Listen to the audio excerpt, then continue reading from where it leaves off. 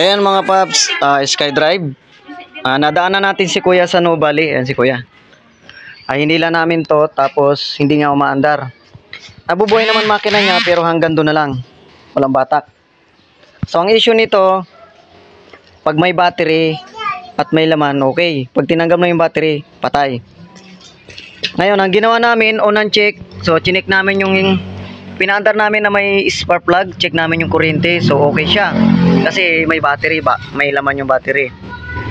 Noon, habang umaandar, tinanggal namin yung positive, so namatay siya. So meaning, walang charging, walang kuryenteng pumapasok. Carb po ito, carb, hindi po ito FI. Kaya aandar po ito ng kahit walang battery. Tapos nagtanggal pa ito nagtanggal pa ako ng rectifier regulator. Ayan. May napansin pa ako dito. Ayan, may wire po siya, di ko alam kung saan to eh. Kung accessories po ito, dapat nakakabit to sa pula. Ayan hindi po siya nakakabit sa pula, sa nakadirect po siya sa stator. Ayan sa kulay dilaw. Ayan. Galing stator yung pinagkabitan. Di ko lang alam kung saan papunta yan. Ngayon titesterin namin, papaandarin namin yung motor kasi may battery. Tapos titesterin natin kung alamin natin kung may output si stator.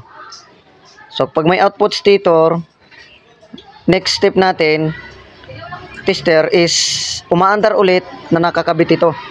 Kung maglalabas tong kulay pula na to, ng positive na to, ang kulay pula, kung maglalabas siya ng kuryente. Kung wala, so itong problema.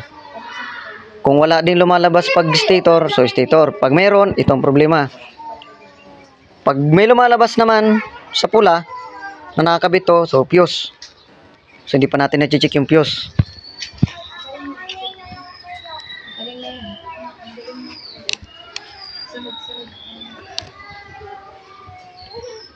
Ayan ito guys, ito mga paps yung fuse nya.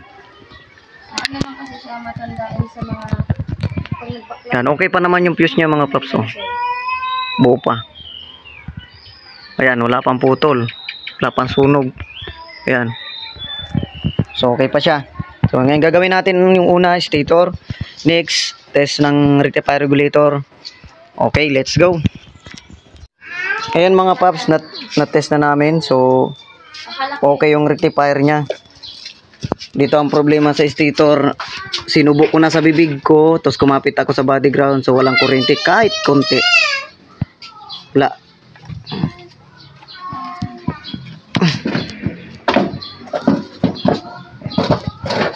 Sa stator po, problema nito. Sure ball to.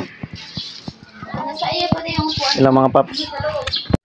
Ayan mga paps, yung motor nga pala, umuwi na si Kuya.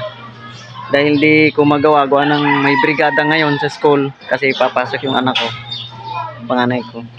So walang oras. So gagamitin niya yung motor mo yung hapon, wala siyang gagamitin. Kaya naman natin gawin kaso wala talagang oras.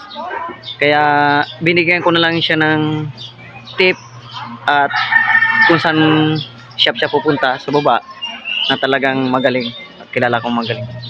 Yan, nagpasalamat si Kuya at kinuha yung ating number at YouTube channel. Yan mga paps, maraming salamat.